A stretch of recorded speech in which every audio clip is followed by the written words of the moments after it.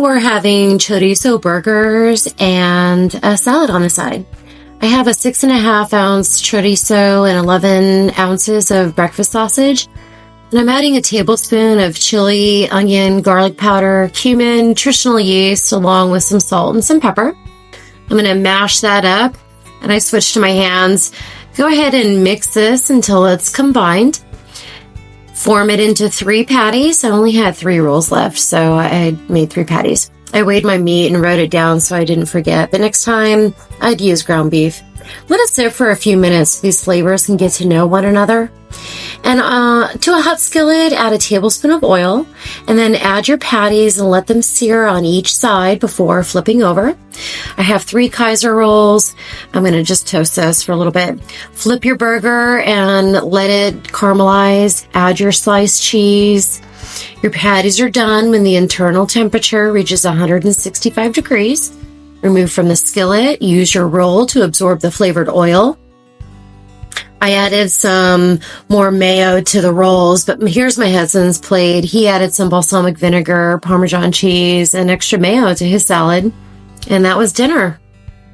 It was really good. And then today I made Scotch eggs and pasta salad on the side.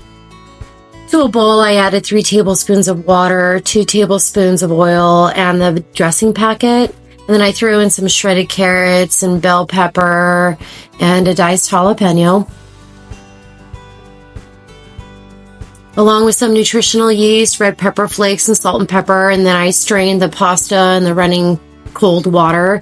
And then I added it to my dressing and I mixed it up. I did add a little bit of black pepper and a 1/4 cup of cotija cheese, which is like a Mexican shredded grated cheese, mix to combine, and then place that in the fridge to cool. Just boil your eggs and then set them aside. This is how I peel my eggs. I tap them on the counter and then gently roll it. You'll feel the shell crack. And then your shell will peel right off. You have to get in between the shell and the membrane that separates the shell and the egg, and your eggs will come out perfect every single time. These eggs were like a couple weeks old, and they did sit in the water a little too long, so they did end up a little overcooked. But these are my perfectly peeled eggs. Let me know in the comments if you've tried this method and if it works for you. So moving on, for the Scotch eggs, I added some nutritional yeast, chili powder, cumin, a little salt and pepper, and I just mixed that really well. Next time, I'll use a glove. And then I flattened the sausage into a thin patty and then just covered the egg, making sure that the sausage was, all sealed up. I coated it in flour, rolled off the excess flour. I put it in the egg and rolled it around a few times. And then I added it to some breadcrumbs that I had made from some leftover bread I had. I heated some manteca lard, which is the pork lard, into a 2-quart pot to 350 degrees. And when it reached a temperature of 165, it was done. So watch that temperature because you can burn your breadcrumbs pretty easily. Now, when they're done, go ahead and add them to a paper-lined dish, let them cool. Once they're cool, go ahead and slice them up. These were so good. I can tell it was a little overcooked, but they were still so good. I served my pasta alongside the pasta salad, I served my Scotch eggs along the pasta salad, but you can use whatever your family enjoys. It's cold and rainy today, so I'm using my leftover ham bone from Easter and some pantry staples to make a hot and comforting dinner for me and my husband. In my freezer, I took out the leftover ham bone and a few slices of ham that I had to remove so it would fit in my toaster oven.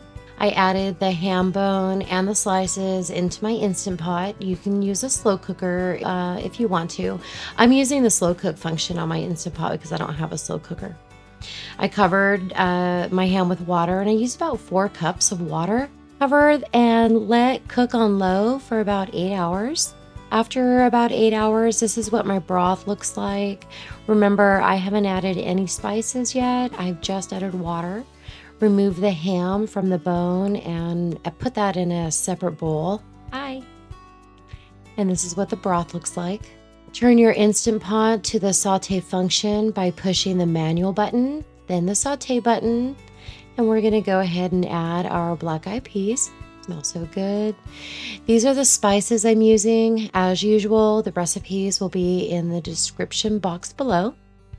I'm adding my spices along with a tablespoon of dried parsley, and then go ahead and give that a good mix. Next, I added a little bit of cracked black pepper, and I'm gonna cover that, move on to separating the meat from the bone. You're gonna remove any fat and any gristle, then break up the ham into bite-sized pieces. This is what we're left with. I could eat it just like this, guys, but I'll go ahead and throw it in the hot broth instead. Add your shredded carrots and purple cabbage.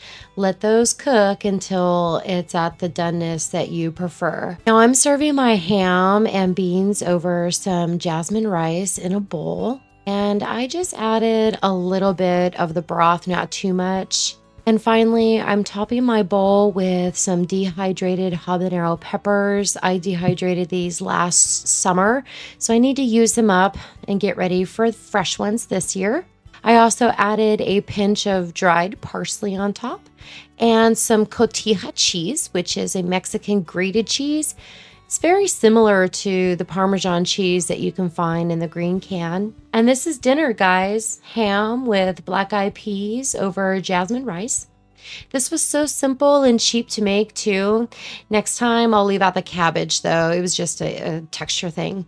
You can have it like soup, or you can just serve it over rice and then just add veggies on the side like I did. Well, I didn't add the veggies, but this will surely leave you full and satisfied either way.